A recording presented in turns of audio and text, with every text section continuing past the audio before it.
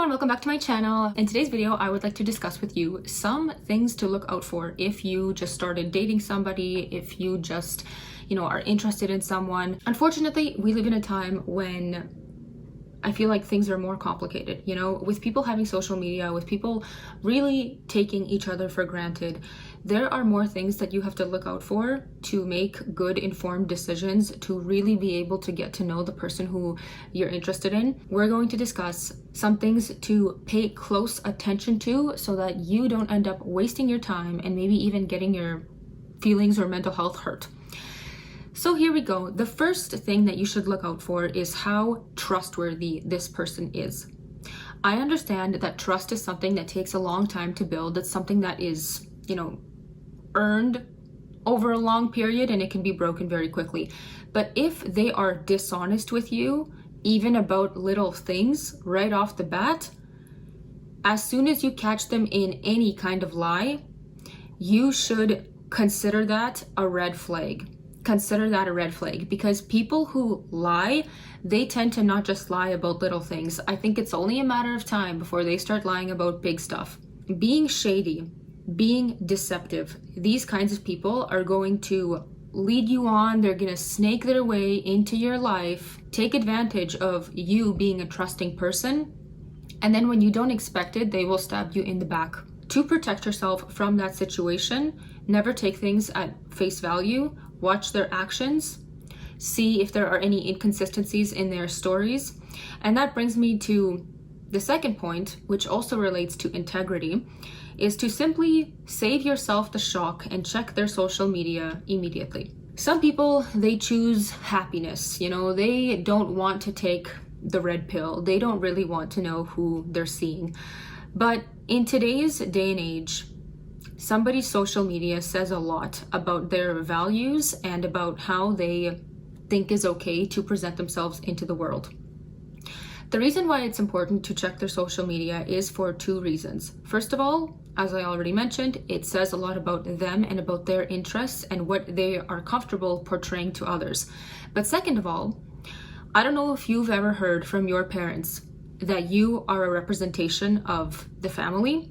A similar concept goes with partners. Partners, or a wife or a husband or a girlfriend and a boyfriend, however you want to call it, whatever your dynamic is, they are a representation of each other.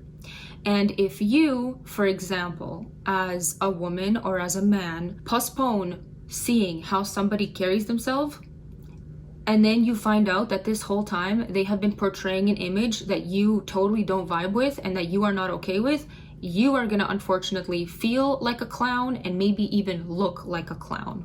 I'm not saying that you should care what other people think about your relationship, not necessarily, but I think that you should care how your partner is okay representing your relationship and what messages they are sending to the outside world. The next point is to take a look at who they hang around with. Who are their friends? Who do they consider close people in their life?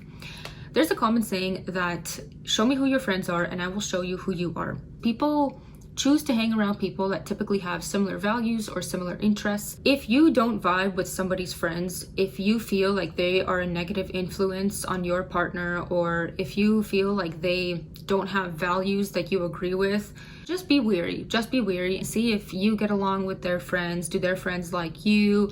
Do you guys have, common interests and similar values? Consider this. Also, with that being said, introduce the new person that you're seeing to your friends and your family as well whenever you feel comfortable doing that, because your friends and your family have known you for a long time and they know you. They might even subconsciously or consciously have a sort of image of somebody who they might think that you are compatible with. I am not telling you that your friends and your family should be the number one influence of you making decisions. You should be capable to make your own decisions and evaluate situations. But, in the first stages of dating, there is that kind of honeymoon phase. People are often wearing those rose-colored glasses, and your friends and family can give you an objective view of if this person could be a good fit, or maybe there's certain things that you should look out for. The next point relates to communication. This is super important, especially after you get over that kind of initial honeymoon phase. Pay attention to how they respond when you bring up a concern. Do they get super defensive? Do they deflect? Do they blame you? Or do they calmly listen? Do they actually take in what you're saying, and are they able to process it in a healthy and mature way? Do you feel safe expressing your concerns?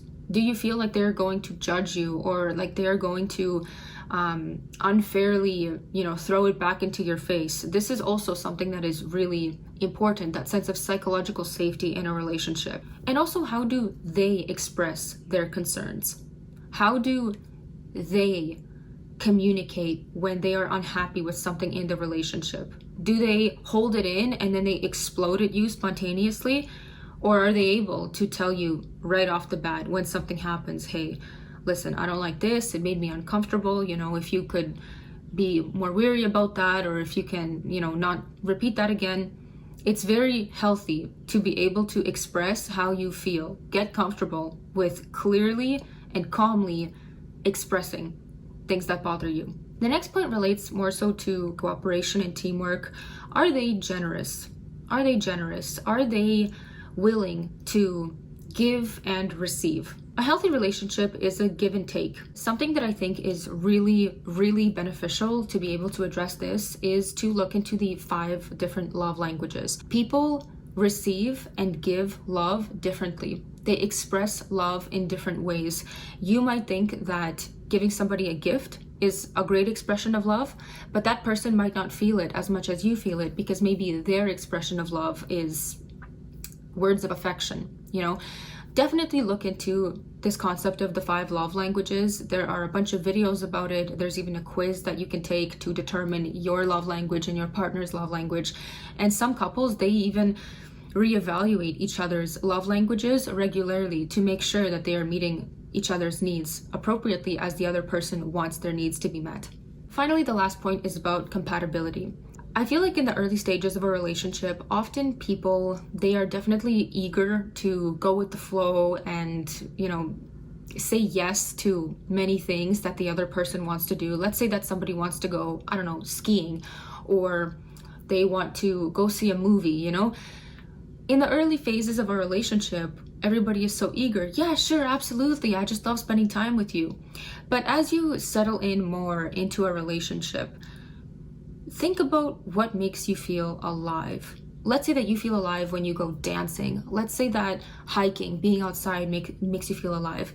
If your partner doesn't enjoy it, you can find friends to do it with, but I feel like there will come a point where eventually you're going to be doing these activities by yourself and asking yourself, hold on, why am I doing these activities by myself? I want to share them with my favorite person, Think about that right off the bat. What kind of hobbies they have, how they like to spend their free time. And if that is something that really matters to you, having those shared experiences, I wouldn't ignore that feeling. That feeling is very important, to be able to share with somebody that you love, something that you're passionate about, something that ignites that drive for life inside of you. That wraps up today's video. I hope that you got something beneficial out of it. Leave a comment down below if you have any, experiences of dating, or maybe where you might have tripped up in some of these areas. Thank you so much for watching until the end, and I will see you in my next video. Bye.